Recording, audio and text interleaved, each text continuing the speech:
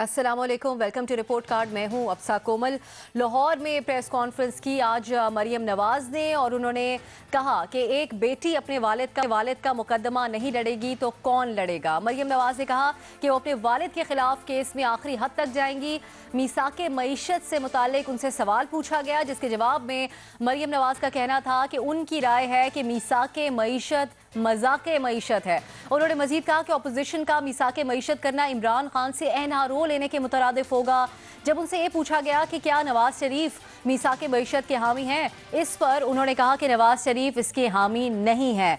वो चाहते हैं कि अपोजिशन हुकूमत की इसमें हिमायत ना करे। ख्याल रहे कि दीगर अपोजिशन के रहनुमाओं के साथ साथ शहबाज शरीफ भी मीसाके मईशत की बाकायदा तौर पर उसके हामी हैं।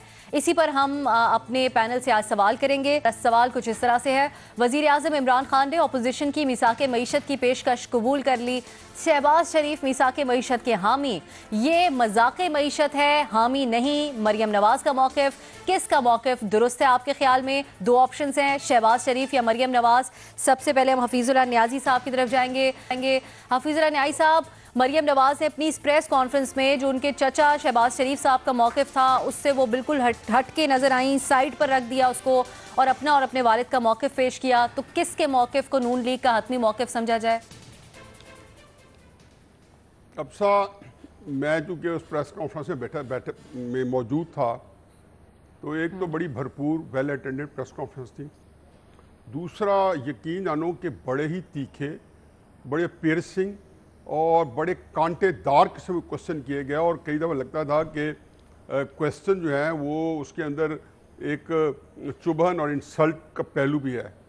तो जिस तहम्मुल, जिस पुरतबारी और जिस जो है जिसको कहना चाहिए कि उन्होंने दलील के साथ हैंडल किया, तो मुझे तो उसने बड़ा इम्प्रेस किया। आउटस्टैंडिंग परफॉर्मेंस थी और अगर ये मैं कहूँ तो बिल्कुल मुबालगा नहीं होगा कि मेस्मराइजिंग थी। पहली बात, शुरू में मुझे लगा कि प्रेस कॉन्फ्रेंस बोरिंग है, कि मुझे जो लीडर होते हैं हालांकि उनकी तकलीफ़ें भी उसी तरह होती हैं जैसे आम आदमी की हैं, लेकिन फिर भी मैं समझता हूँ कि कायद आज़म को हमने देखा है और 1933-34 से टीवी लेके फिरते रहे और छुपाए रखी, तो जो पर्सनल जो तकलीफ़ें होती हैं वो उसको बिल्कुल पसे पुश डाल के फिरते हैं।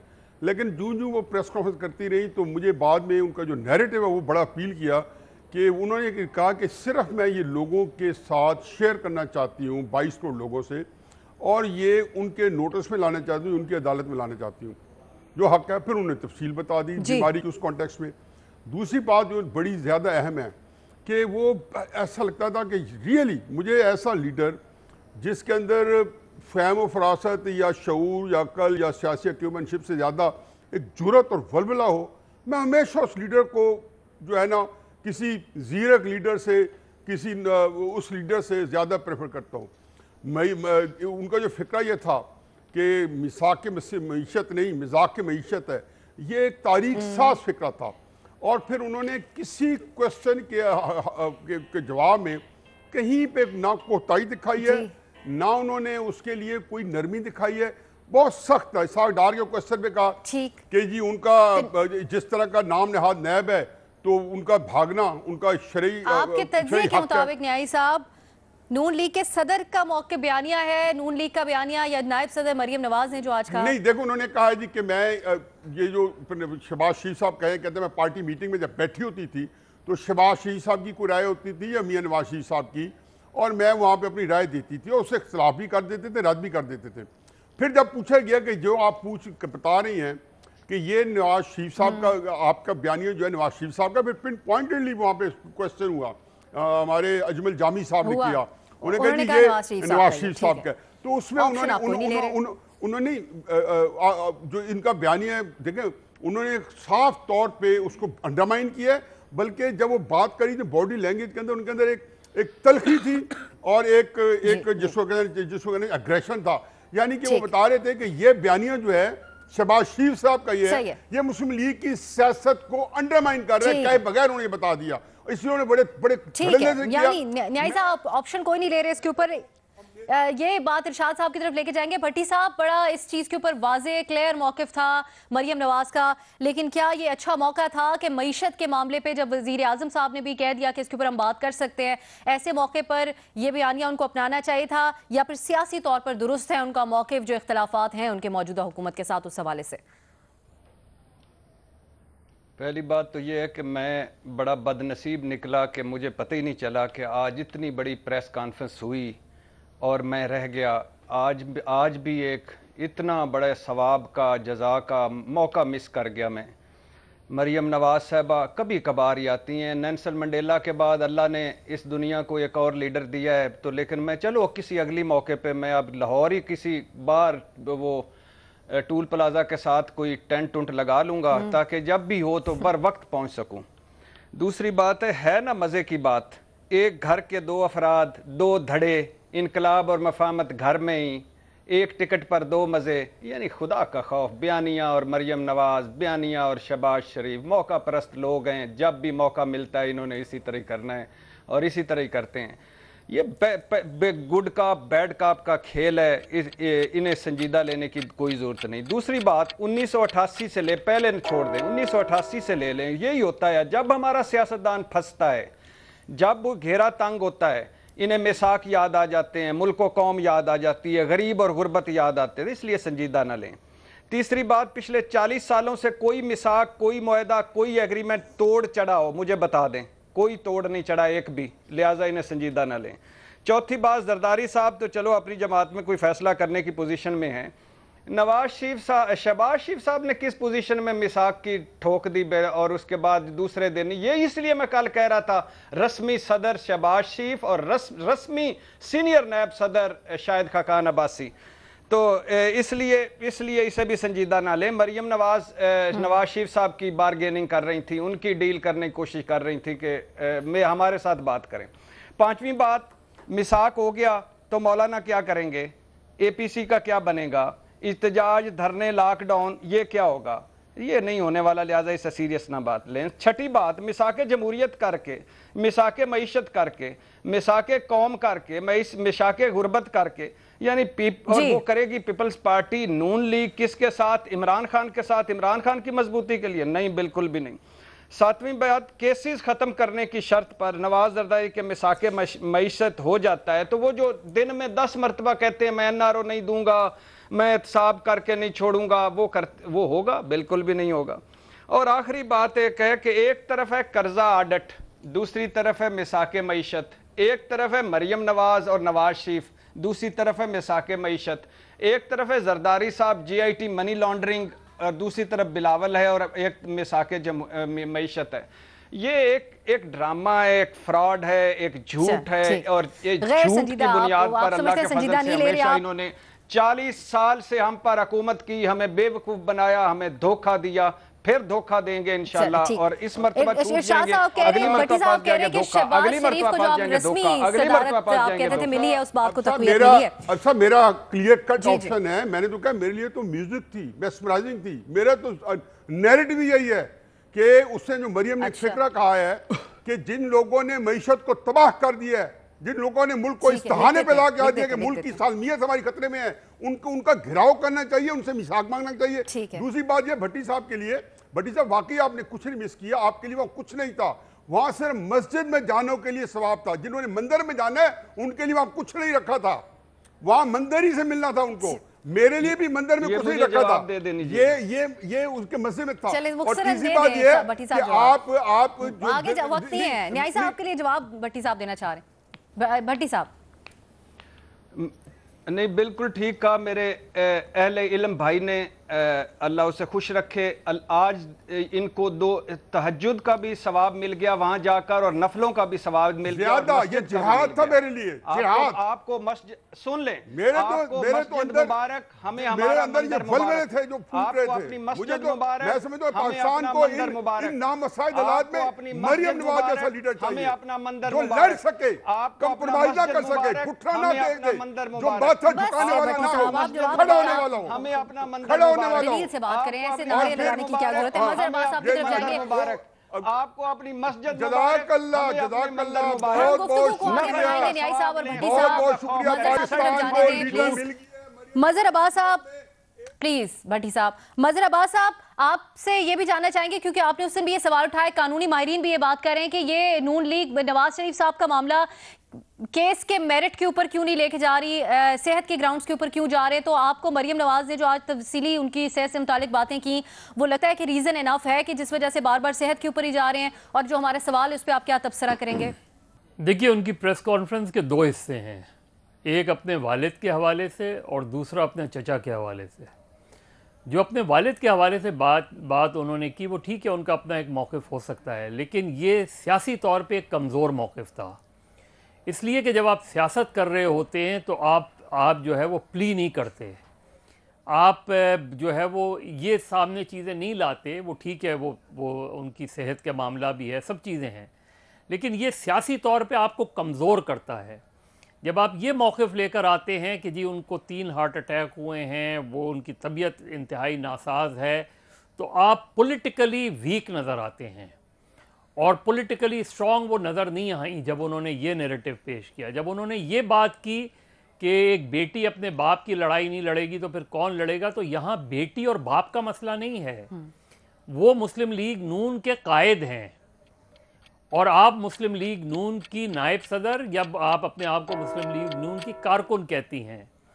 तो जब आप अपने वालिद के लिए लड़ाई लड़ रही हैं या आप अपने पार्टी के कायद के लिए लड़ाई लड़ रही हैं, तो ये सियासी तौर पे उनका कमज़ोर मौक़िफ़ नज़र आया। जहां उन्होंने मीसाक़े मईशत को रिजेक्ट किया, तो क्या उन्होंने मीसाक़े मईशत के हवाले से यही मौक़िफ़ अपनी पार्टी के अंदर रखा था? और अगर अपनी पार्टी के अंदर रखा था तो फिर पार्टी का मौक़िफ़ क्या था? तो मेरा ख्याल है आज मरियम नवाज़ साहिबा ने एक जवाब तो दिया है, लेकिन ये जवाब वो इमरान खान को नहीं दे रही थी, ये जवाब बकौल उनके वो किसी सेलेक्टेड प्राइम मिनिस्टर को नहीं दे रही थी। ये जवाब और ये प्रेस कॉन्फ्रेंस वो अपनी पार्टी के सदर के लिए कर रही थी।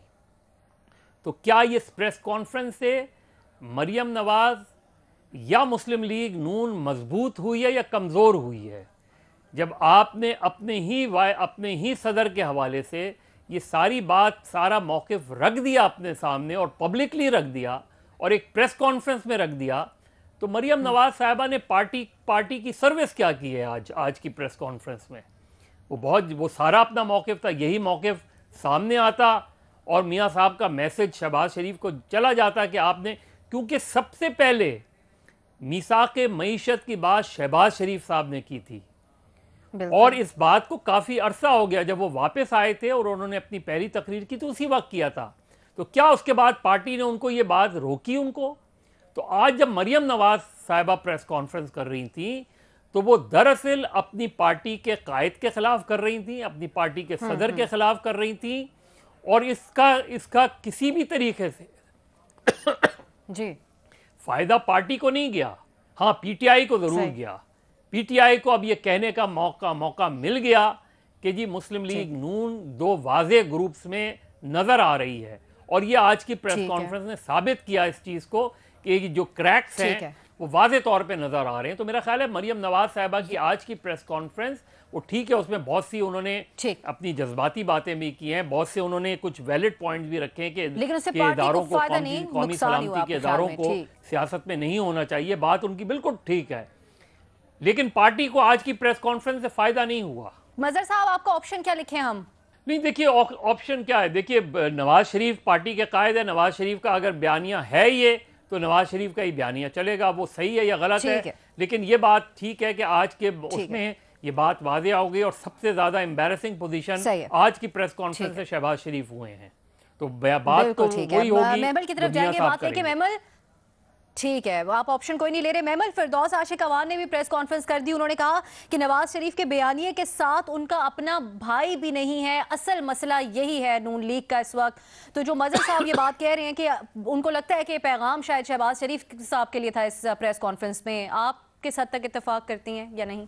देखिए अब सर, इसमें जो ऑप्शन है ना, मैं तो कहूँगी कि दोनों का जो बयानिया और दोनों का जो मौक़िफ़ है ना, वो अपनी अपनी जगह पर दुरुस्त है। ये जो बात करना कि मियाँ शहबाज शरीफ और मियाँ नवाज शरीफ के धड़े दो हैं या उनकी सोच दो है, ये तो सबको पता था। ये तो हमें उसी दिन पता चल गया था जिस दिन मियाँ शहबाज शरीफ साहब एयरपोर्ट लेने ना गए अपने भाई और अपनी भतीजी को, जिस दिन उनकी गिरफ्तारी थी। हमें उसी दिन पता चल गया था, उससे पहले भी पता था लेकिन उस दिन काफ़ी सामने आ गया था। तो आज की प्रेस कॉन्फ्रेंस में ना भी मरियम साहबा ये कहती तो सबको मालूम ही था कि भाइयों की ज़रा सोच में थोड़ा सा डिफरेंस है या डिफरेंस ऑफ ओपिनियन है।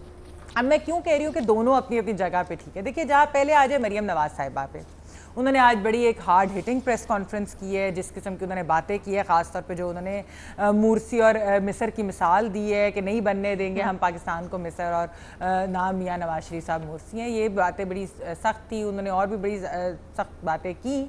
जो बात उन्होंने इम्पॉर्टेंट की है वो ये है कि हम इसलिए नहीं इस मिसाके मईशत को मानते कि हम इस गवर्नमेंट को प्रॉब्लम से क्यों निकालें, हम इनको हल क्यों दें, क्योंकि ये वो हुकूमत है जो एक बदला लेने की आग में जल रही है और एक वन साइडेड एहतसाब कर रही है। ये मरियम साहबा का मौक़िफ़ था। ये मौक़िफ़ भी उनका दुरुस्त है। ज़ाहिर बात है उनके वालिद साहब जेल में हैं, खुद भी उनके ऊपर केसेस चल रहे हैं और जिस किस्म की चीज़ें कर रही हैं ये गवर्नमेंट, लग रहा है एक नैब का गठजोड़ और इस तरह की चीज़ें। अच्छा, अब आ जाए शहबाज शरीफ साहब की। देखिए, जो शहबाज शरीफ साहब ने भी मिसाके मईशत की बात की और फिर उसके बाद उनको ज़रदारी साहब ने भी इंडोर्स किया, बाकी भी उनकी अपनी पार्टी के रहनुमाओं ने भी इंडोर्स किया, उसमें भी कोई बुराई नहीं है, क्योंकि वो ये कह रहे हैं कि in the larger good of the country, क्योंकि ये मईशत जो है ये खाली कोई इमरान खान की हुकूमत के ऊपर नहीं इफेक्ट करेगी, ये पूरे के पूरे मुल्क को करेगी।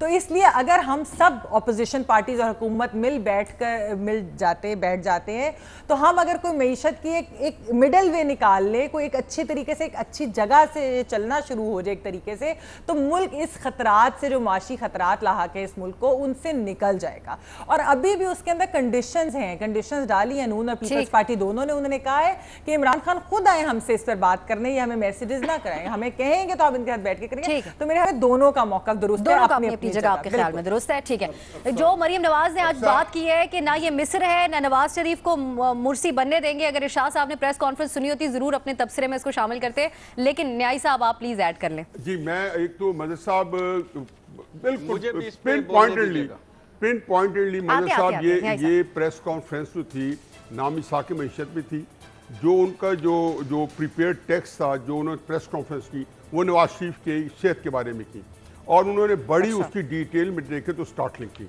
उसके बाद उन्होंने कहा ये मैंने इसलिए की है कि ना तो मुझे कोई किसी से एनआरओ चाहिए, ना उनके लिए कोर्ट ने डिसीजन दे दिए हैं, ज़ाहिर है अब उससे कुछ नहीं हो सकता, लेकिन उनके लवाहिकीन है, ये उन्होंने कहा नहीं है लेकिन मैं उनके मुंह में दे रहा हूँ कि उन्होंने कहा 22 करोड़ लोग उनके लवाहिकीन है, 1 करोड़ 30 लाख वोटर्स, तो उनके साथ शेयर करना है। मेरे नज़दीक भी हो सकता है कि शेयर नहीं करना चाहिए पहली बात, लेकिन उन्होंने उनके साथ शेयर किया और ये बताया कि ये हमारे जो वोटर्स इनकी अदालत में रख रहे हैं ताकि उनको पता होना चाहिए कि नवाज शरीफ क्या है।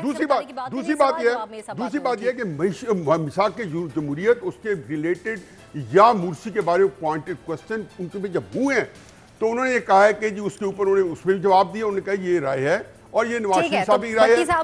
तीसरी बात, आखिरी जो बात है वो ये है कि उन्होंने, चलो भट्टी साहब से बात करा दे, हो सकता है इसी में से निकला है। भट्टी साहब का एक कमेंट एक जुमले में भट्टी साहब, फिर हम आगे जाएंगे। जाने नहीं देंगे, फिर करना बस तीन जुमलों में अल्लाह ना करे कि मेरा मुल्क वो बने जो मिस्र और ये है, और अल्लाह ना करे कि नवाज शरीफ साहब के साथ कोई मुर्सी जैसा हो। अल्लाह उनको सेहत दे, उनको लंबी ज़िंदगी दे, उनको अपने हिफ्ज़ अमान में रखे।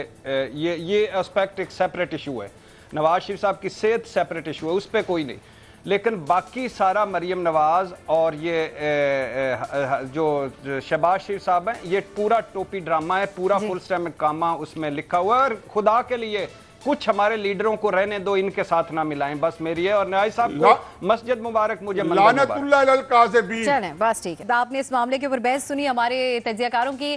कल पीपल्स पार्टी के चेयरमैन ने नवाब शाह में जलसे से खिताब किया, उस बारे में बात करेंगे एक ब्रेक के बाद।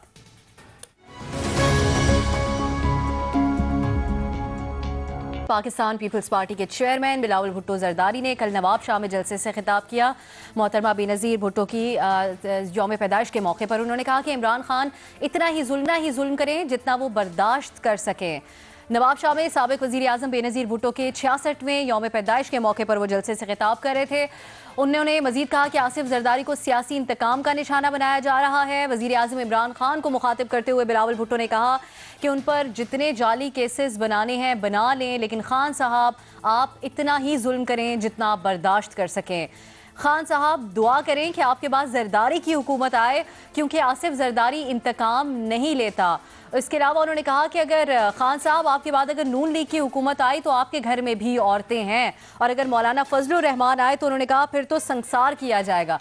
अभी कुछ ही दिन पहले बिलावल भुट्टो मरियम नवाज से मुलाकात में अपोजिशन के मुश्तरका लाहे अमल की बात करते दिखाई दिए, और अब इस किस्म का रवैया उनका जलसे में सामने आया। तो हम अपने तजियाकारों से इसी पर सवाल करेंगे। सवाल है, दुआ करो आपके पास जरदारी की हुकूमत आए, क्योंकि आसिफ जरदारी इंतकाम नहीं लेता। खान साहब आपके बाद नून लीग की हुकूमत आई तो आपके घर में भी औरतें हैं। Bilawal Bhutto chairman people's party के अपोजिशन से हाथ मिलाने के बावजूद नवाब शाह जलसे में अपोजिशन को जिच करने की कोशिश की वजह क्या है? ओपन ऑप्शंस हैं। सबसे पहले हम चलेंगे महमल की तरफ। महमल, कितना संजीदगी से देखा जाए इस बयान को बिलावल भुट्टो के, क्योंकि अभी तो हम देख रहे थे कि अपोजिशन एक पेज पर आ रही थी काफ़ी हद तक।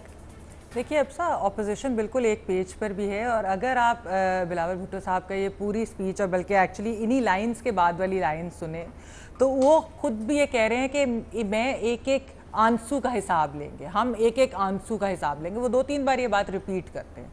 अच्छा, उससे चंद दिन पहले जब जरदारी साहब के प्रोडक्शन ऑर्डर जारी हुए थे और वो पार्लियामेंट में बैठे थे अपने बेटे के साथ, तो वो उन्होंने ये बात की थी कि मैं भला करने वाला आदमी हूँ, जो मेरे साथ भला नहीं भी करते मैं उनका भी भला करता। तो उस पर बिलावल भुट्टो ने कहा था कि मेरी बाबा वाली पॉलिसी नहीं है। तो मेरे ख्याल में जो थोड़ा सा ये आउट ऑफ कॉन्टेक्स्ट उनका ये बयान लिया जा रहा है, वो एक चीज़ ये कह रहे हैं कि ये 3 पार्टीज़ हैं, हमारी जॉइंट अपोजिशन होगी छोटी पार्टीज़ के अलावा भी, लेकिन ये जो 3 बड़ी पार्टीज़ हैं हम तीनों की मुख्तलिफ पॉलिसीज़ या मुख्तलिफ आइडियोलॉजी ज़रूर होंगी, लेकिन हम लोग वैसे ही इकट्ठे ही हैं। वो ये कह रहे हैं कि क्योंकि जरदारी साहब जो हैं वो एक मुफाहमती सियासत करते हैं, जो कि उनकी बिलावल भुट्टो की शायद ये पॉलिसी ना हो। उन्होंने कहा भी है 2-3 बार कि ये शायद मेरी पॉलिसी नहीं होगी। वो ये कह रहे हैं कि वो दुआ कर लो कि वो तो फिर शायद तुमसे कोई नरम दिली का वो कर ले। उसके अलावा बाकी 2 पार्टीज अगर आ गई तो बिल्कुल भी नहीं उसके अंदर कोई भी गुंजाइश होगी। अपना भी उनका रवैया बाकी 2 पार्टीज वाला ही है। सिर्फ वो जरदारी साहब के बारे में हमें दुआ ही जरदारी साहब के लिए वैसे ही वो करवा रहे थे। तो वो एक लेकिन वो पॉइंट कर रहे थे। अब साहब वो पॉइंट ये कर रहे थे कि इमरान खान साहब, आप जो एक जुल्म कर रहे हैं इस वक्त, वन साइडेड एहतसाब कर रहे हैं, अगर आप ये करते रहे तो ये जो सारी ऑपोजिशन पार्टीज है ये मिल बैठकर आपको माफ़ नहीं करेंगी। फिर ये आपके साथ जो भी आपकी जब भी हुकूमत, अगली हुकूमत किसी और की आएगी तो फिर आप देखिएगा आपके साथ क्या होता है। तो हमें वो वॉर्न कर रहे थे, ये ऐसी कोई बात नहीं, ऑपोजिशन को जिच करने की बात नहीं। अभी तो APC होनी है, अभी तो इन्होंने मिलकर एक पूरे इन्होंने जॉइंट डिक्लेरेशन ये देखे इन्होंने लाए अमल लाना है। तो मेरा नहीं ख्याल कि कोई ऐसी बात। अच्छा जी, बहुत अच्छे आपके ख्याल में वो कुछ इस तरह से नहीं कहना चाह रहे थे, उनके बयान को और तरीके से देखा जा रहा है। मजहर अब्बास साहब, लेकिन पॉइंट आउट करने का अंदाज भी क्या बिलावल भुट्टो का दुरुस्त था? ये कहना किसी और पार्टी से मुतालिक कि आपके घर में भी औरतें हैं तो उनकी हुकूमत आई तो अच्छा नहीं होगा आपके लिए। दूसरा, ये मरियम नवाज को भी नवाब शाह इन्वाइट किया था बिलावल भुट्टो ने, वो भी नहीं गई। फिर बिलावल का ये बयान, किस तरफ है सूरत हाल ऑपोजिशन की इस वक्त आपकी नज़र में? देखिए, सियासत में हमारे यहाँ जितनी तेज़ी से ख़राब ज़बान का इस्तेमाल हो रहा है और वो कायदीन की तरफ से, और फिर ज़ाहिर है उसका ट्रिकल डाउन इफ़ेक्ट नज़र आता है, वो बिल्कुल हैरान कुन है। और इससे, और जब आप जलसे में ये बात करते हैं ना, तो उसका फिर वर्कर की तरफ जाती है ये बात, ये चीज़ें। अभी बिलावल भुट्टो ने जलसे में खड़े होकर ये बातें की, इस बात को वो ख़ुद सोचें, दोबारा अपनी इसी तकरीर को घर बैठ के दोबारा देखें कि उन्होंने कौन सी लैंग्वेज यूज़ की है। बिल्कुल इसी तरीके से अभी PTI की 3 या 4 ख़वातीन प्रेस कॉन्फ्रेंस कर रही थी। अब इन चारों ख़वातीन का पॉलिटिकल एक्सपीरियंस ज़रा देखें और इनकी टोन देखें, इनकी लैंग्वेज देखें, इन जो टर्म्स यूज जिस तरह की ये एड्रेस कर रहे हैं, तो हमारे यहाँ ओवरऑल जो पॉलिटिकल कल्चर में ज़बान का गलत इस्तेमाल हो रहा है, उन्हें अंदाज़ा ही नहीं होता वो कौन सी ज़बान इस्तेमाल कर रहे हैं। यानी हम तू तड़ा पे आ गए हैं बिल्कुल पॉलिटिक्स के अंदर। हम पॉलिटिकल मैच्योरिटी लाने के बजाय और ज़्यादा सियासत को परागंदा कर रहे हैं। हम इस तरह की ज़बान इस्तेमाल होने लगी है पॉलिटिक्स के अंदर। अब ये कहना, यानी आप PTI को या इमरान खान को जितना भी तनकीद करें वो बिल्कुल वो ठीक है, PTI जितनी भी तनकीद करे वो ठीक है, लेकिन जब आप घरों के हवाले से बात करनी शुरू कर दें और पीपल्स पार्टी तो अपने आप को ये इस चीज़ को बहुत ज़्यादा क्रेडिट लेती है कि वो इस तरह की लैंग्वेज को अवॉइड करते हैं। लेकिन अगर बिलावल भुट्टो की ज़बान से भी ये बातें निकलनी शुरू हो जाएं तो फिर आप नीचे क्या एक्सपेक्ट करेंगे? या अगर मुस्लिम लीग नून के लोग, और कभी भी किसी भी लेवल पे मैंने नहीं देखा कि किसी जमात ने अपने लोगों को रोका हो इस तरह की ज़बान इस्तेमाल करने से, तो मेरा ख्याल है कि इस चीज़ को सारी सियासी जमातों को, बाकी मीसाक छोड़ें, आप मीसाक करें ना करें, लेकिन एक बुनियादी उसूल तो तय कर लें कि ज़बान कौन सी इस्तेमाल होनी है, कौन से चीज़ें, कौन से अल्फाज ऐसे हैं जो नहीं इस्तेमाल करने चाहिए। हमको आपस में इस तरह के अल्फाज इस्तेमाल नहीं करने चाहिए। मेरा ख्याल है पॉलिटिक्स जो है वो बहुत ज़्यादा नीचे आती जा रही है, बहुत ज़्यादा लो हो गई है पॉलिटिक्स, और अल्फाज का इस्तेमाल नहीं करना चाहिए। ये सबके लिए मैसेज है। और ये तो उमर साहब, पीपल्स पार्टी, दुरुस्त आपने कहा कि कहा जाता था पीपल्स पार्टी वालों की तरफ से कि हम नहीं इस तरह की बातें करते। बिलावल भुट्टो का कहना अफसोसनाक है। हम चलेंगे न्याई साहब की तरफ से। जिस खवातीन की प्रेस कॉन्फ्रेंस का जिक्र मजहर साहब कर रहे हैं, उसमें वो खवातीन कह रही हैं कि वालिद NRO मांग रहे हैं और बिलावल भुट्टो, उनके बेटे जो हैं, वो धमकियां दे रहे हैं। क्या ये PTI का इल्ज़ाम दुरुस्त है आपके ख्याल में? मेरा ख्याल है कि PTI की अपनी फ्रस्ट्रेशन हैं। जब वो देखते हैं कि पूरे मुल्क के अंदर जो नाकामी, नामुरादी और जो मायूसी, पजमुर्दगी की गिरफ्त में पूरा मुल्क है, तो उनको ये पता है कि यहाँ खान आया है। वो कहते हैं ना कि जहाँ से ये गुजरे हैं वहाँ से दरख्त भी मुरझा गए पाकिस्तान के। वहाँ बिल्कुल ऐसा लगता है कि ख़ज़ां का मौसम आया हुआ है। जहाँ तक ये है कि जी बिलावल साहब भी, तो मजहर साहब ने बड़ी, जिसको कहना नपीतुली बात की है, मैं बड़े अच्छे अंदाज से कहा है और मैं इससे मुतफिक हूँ। देखिए, बिलावल साहब के नाना थे जुल्फ़िकार भुट्टो। वो मेरा ख्याल है कि उनका जो वजह शोहरत जो एक ये थी, वो बड़ी गंदी ज़ुबान इस्तेमाल करते थे और बड़े बड़े रिस्पेक्टेबल लोगों के बारे में उन्हें गंदे गंदे नामों से पुकारते थे। इमरान खान साहब को ये क्रेडिट जरूर जाता है कि उन्होंने जुल्फ़िकार भुट्टो साहब के रिकॉर्ड भी तोड़ दिए। मैं नवाज शरीफ साहब को इस बात का क्रेडिट देता हूँ कि पूरे करियर के अंदर किसी के बारे में उन्होंने कभी कोई बिलो द बेल्ट, बल्कि हमेशा साहब का पुकारा है। और ज़्यादा से ज़्यादा मतलब कि इमरान खान को लाडला कह दिया, या इस तरह मतलब जिसके अंदर कोई डेरोगेटरी लफ्ज़ नहीं है, मीनिंगफुल लफ्ज़ है कि लाडला है, किसका लाडला है, उसके अंदर साफ पता चलता है कि नवाज शरीफ साहब क्या कहना चाह रहे हैं। मरियम है, अभी तक मैंने देखा है कि उनके अंदर मैंने देखा है कंपोस्ट है। मतलब कल की तकरीब बिलावल साहब की और मरियम की, तो मैं बिलावल साहब के गुस्से को, जो उनकी उम्र है, मैं बिल्कुल जायज़ समझता हूँ। लेकिन फिर भी जो मज़हर साहब ने फरमाया कि आप क़यादत कर रहे हो, अब वो कंट्रोल करना है। मरियम भी उसी तरह स्टिफ थी, लेकिन कहीं गुस्सा नहीं आया। बड़े गलत क्वेश्चन हुए आज, लेकिन गुस्सा नहीं आया, बड़े कंपोज, उसको अप्रिशिएट किया। उसने कहा जी बिल्कुल आपने किया। मैं ये कह रहा हूँ कि ज़रा मैच्योर था, और बिलावल कुछ कई दफ़ा इस तरह का मुजाहरा कर चुके हैं। उसके मुकाबले में शहबाज शरीफ साहब हैं, वो भी ही गेट्स कैरिड अवे कि मैं घसीटूंगा, फलां करूंगा। इस तरह मुस्लिम लीग के भी कई और लोग हैं, लेकिन वहां हमारे फैक्टर नहीं है ना। हमारे दोस्त जावेद हाशमी साहब है, ही गेट्स कैरिड अवे, उनका भी है। तो न्याई साहब कह रहे हैं अल्फाज ठीक नहीं है, आगे बढ़ेंगे, वक्त खत्म हो रहा है हमारे पास भट्टी साहब की तरफ, लेकिन अपनी उम्र की वजह से वो ऐसा कह गए होंगे। भट्टी साहब, आपके ख्याल में ये जो तासुर था कि ऑपोजिशन अभी भी समहाउ डिवाइडेड है, बिलावल भुट्टो के इस बयान से इस बात को तक़वियत मिलती है आपके ख्याल में? देखिए, पहली बात ये याद रखिए कि बिलावल भुट्टो तकरीर किस मौका पर कर रहे थे। बेनज़ीर भुट्टो साहिबा के 66वें यौम पैदाइश पर, यानी वालिदा माँ के जलसे, माँ की याद में खड़े थे। तो ज़ुबान देखें, तर्ज कलाम देखें और कलाम देखें। उन्होंने, मुझे तो वो खुद जिच होते लगे हैं, मुझे कल वो खुद जिच या आज वो खुद जिच हैं। इमरान खान, इतना जुल्म करो जितना बर्दाश्त कर सको। तुम 70 साल के बूढ़े हो और मैं 30 साल का नौजवान हूँ।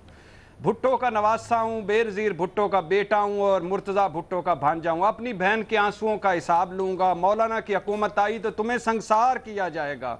नून लीग की आई तो तुम्हारे घर में खवातीन हैं। बनी गाला अराजी हलाल, गरीबों की झोंपड़ी नाजायज़, नवाज शरीफ की ऑफशोर कंपनी हराम, अलीमा के पैसे जायज़, अंकल अल्ताफ के चंदे के पैसे हराम। ये इमरान खान, अब इमरान खान उन पर क्या जुल्म कर रहा है मुझे नहीं समझ आ रही। क्या GIT money laundering Imran Khan ने नकली करवाई है? ये नकली है। ओमनी ग्रुप नहीं है इस दुनिया में, जाली अकाउंट्स नहीं है। क्या ये सब इमरान खान ने किया या मुकदमे इमरान खान ने करवाए?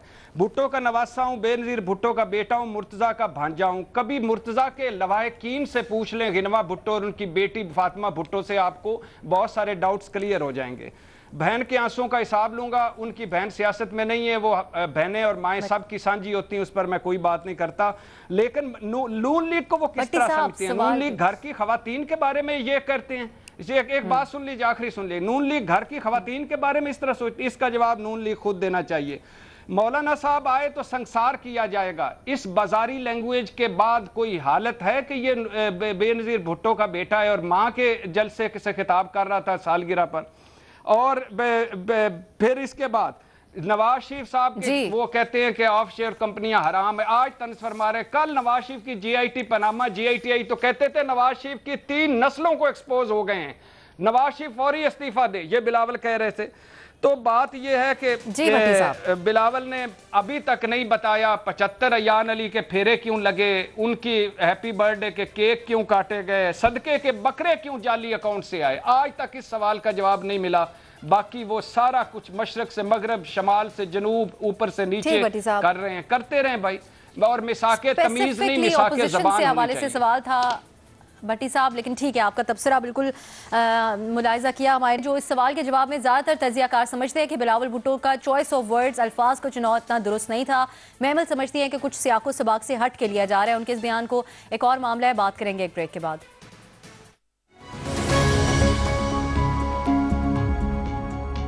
हुकूमत ने वज़ीर-ए-आज़म हाउस में इस्लामाबाद नेशनल यूनिवर्सिटी के क़याम के हवाले से अहम फैसला करते हुए यूनिवर्सिटी के क़याम का मंसूबा ख़त्म कर दिया है। ज़राए के मुताबिक नए प्रोजेक्ट के तहत अब वज़ीर-ए-आज़म हाउस में नेशनल यूनिवर्सिटी की जगह इंजीनियरिंग यूनिवर्सिटी कायम की जाएगी। वज़ीर-ए-आज़म हाउस में यूनिवर्सिटी के लिए HEC ने फिजिबिलिटी रिपोर्ट, ऑर्डिनेंस और PC1 बना लिया था। ज़राए के मुताबिक जनवरी में यूनिवर्सिटी के इफ्तिताह के मौके पर तकरीबन 3 करोड़ रुपए लागत आई थी। ज़राए का यह भी कहना है कि ख़त्म किए गए मंसूबे के लिए नए माली साल के बजट में कोई रकम नहीं रखी गई थी। अब इस सारे मामले को साबिक HEC chairman doctor Ataur Rahman देखेंगे, जो इस वक्त वज़ीर-ए-आज़म की जानिब से कायम करदा science and technology task force के सरबराह हैं। पहले नेशनल यूनिवर्सिटी और अब इंजीनियरिंग यूनिवर्सिटी के क़याम का फैसला दुरुस्त है या नहीं, इसी पर हमारा सवाल तीसरा और रिपोर्ट कार्ड का सवाल इस तरह से है। वज़ीर-ए-आज़म हाउस में इस्लामाबाद यूनिवर्सिटी के क़याम का मंसूबा ख़त्म, अब इंजीनियरिंग यूनिवर्सिटी कायम की जाएगी। ज़राए क्या ये फैसला दुरुस्त है, हाँ या नहीं? मज़हर अब्बास आपकी तरफ सबसे पहले जाएंगे। मज़हर साहब, पहले एक चीज़ जिसके ऊपर काम भी शुरू हो गया, फिर फैसला बदल लिया गया, कैसे देख रहे हैं इसको आप? ऐसा करें, पॉलिटिकल इंजीनियरिंग यूनिवर्सिटी बना दें इसको, तो बहुत से मसाइल हल हो जाएंगे। क्योंकि इसका ताल्लुक़ रहा है इस हवाले से, तो क्योंकि पॉलिटिकल इंजीनियरिंग का वर्ड हमारे यहाँ बहुत आम फहम में यूज़ होता है, तो अगर सियासी इंजीनियरिंग की जामिया बना दें इसमें, तो बड़ी ट्रेनिंग्स भी हो जाएंगी, काफ़ी लोग भी आ जाएंगे। बाकी देखें, यूनिवर्सिटी, कॉलेजेस, हमारे यहाँ पता नहीं हायर एजुकेशन को सबसे ज़्यादा प्रायोरिटी दी जाती है। आपका सबसे बड़ा प्रॉब्लम प्राइमरी एजुकेशन है। हमारे यहाँ प्राइमरी एजुकेशन को कोई जिसको आए आप देखें, वो कॉलेज बनाएगा, यूनिवर्सिटी बनाएगा। स्कूल्स मैंने नहीं देखा कि स्कूल्स बनाए गए हैं। जब तक आप नर्सरी से मैट्रिक तक अगर जिसको बच्चे को तालीम देते हैं, वो आप असल में जहन बनाते हैं। जहन आपके प्राइमरी एजुकेशन से बनते हैं, जहन हायर एजुकेशन में। तो मुझे तो इन यूनिवर्सिटीज़ के कॉन्सेप्ट ही वो नहीं है जब तक आप स्कूल के लेवल पे चीज़ें ना करें। बाकी आप इंजीनियरिंग यूनिवर्सिटी बनाएं, आप कोई भी यूनिवर्सिटी बनाएं, आप बनाते रहें। हमारे यहाँ हर घरे मोहल्ले में यूनिवर्सिटीज़ बन गई। यूनिवर्सिटी का कॉन्सेप्ट ही हमारे यहाँ जो है वो तब्दील कर दिया गया है। जो यूनिवर्सिटीज़ हमने जिस यूनिवर्सिटी में पढ़ा है, कराची यूनिवर्सिटी में, या और हमारे दोस्तों ने जामिया पंजाब में, वो यूनिवर्सिटीज़ होती हैं। ये जो हमने यूनिवर्सिटीज़ बनानी शुरू कर दी हैं, आप प्रेसिडेंट हाउस में बना दें, आप PM हाउस में बना दें, आप CM हाउस में बना दें, लेकिन ये जो स्पेसिफिक यूनिवर्सिटी है, इसको पॉलिटिकल इंजीनियरिंग यूनिवर्सिटी बनाएं तो ज़्यादा बेहतर है। दुरुस्त नहीं का ऑप्शन आप ले रहे हैं। इरशाद भट्टी साहब, ये जो काम 3 करोड़ पे लागत आ गई, इसके ऊपर एक फिर फैसला बदल लिया गया। कई चीज़ें ऐसी PTI की हुकूमत ने की जिसमें उन्होंने कहा हम पैसे बचा रहे हैं, गाड़ियाँ बेचना, भैंसे वगैरह बेचना। इम्प्लीमेंटेशन इशूज़ आपके ख्याल में कितनी सीरियस हैं? बातों की हद तक की क्यों है चीज़ें सारी?